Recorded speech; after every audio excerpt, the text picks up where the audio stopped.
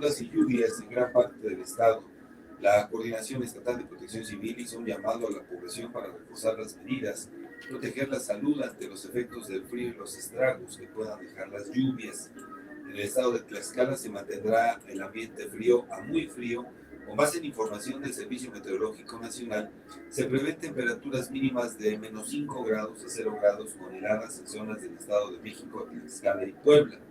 Además, en el resto de la semana habrá lluvias y chubascos por las tardes, acompañados de descargas eléctricas. Incluso se prevé la caída de granizo en los estados del centro del país. Asimismo, la precipitación que se ha presentado en la entidad, pues no han dejado encharcamientos y apagones de luz, sino que sin que se ponga en riesgo la integridad física de la ciudadanía.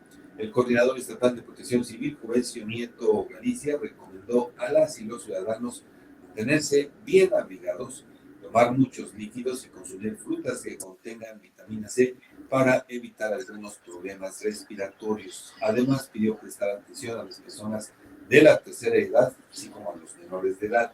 Por último, mencionó prestar atención a animales de compañía y de campo, ya que las bajas temperaturas afectan a todos, por lo que se recomienda resguardarlos y que no presenten ninguna complicación. La Coordinación Estatal de Protección Civil reafirmó su compromiso con la población, priorizando su seguridad y bienestar ante las bajas temperaturas y lluvias registradas, por lo que deben estar atentos a las indicaciones de las autoridades. En caso de cualquier emergencia, la población puede llamar al servicio de emergencias 911. Y de hecho, bueno, pues hay que compartir esta recomendación, es pertinente, sobre todo porque, pues, mire, ahorita está nublado. Así es. Por lo menos aquí en esta zona de la entidad, está nublado, se siente algo de frío. De acuerdo con el termómetro de aquí del estudio de la más peligrosa, pues en este momento estamos a una temperatura de 7 grados. Está Sí. Pues, el frío.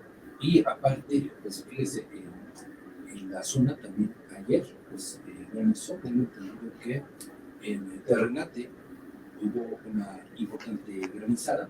En las calles de ahí, de este lugar, se cubrieron precisamente de granizo el día de ayer.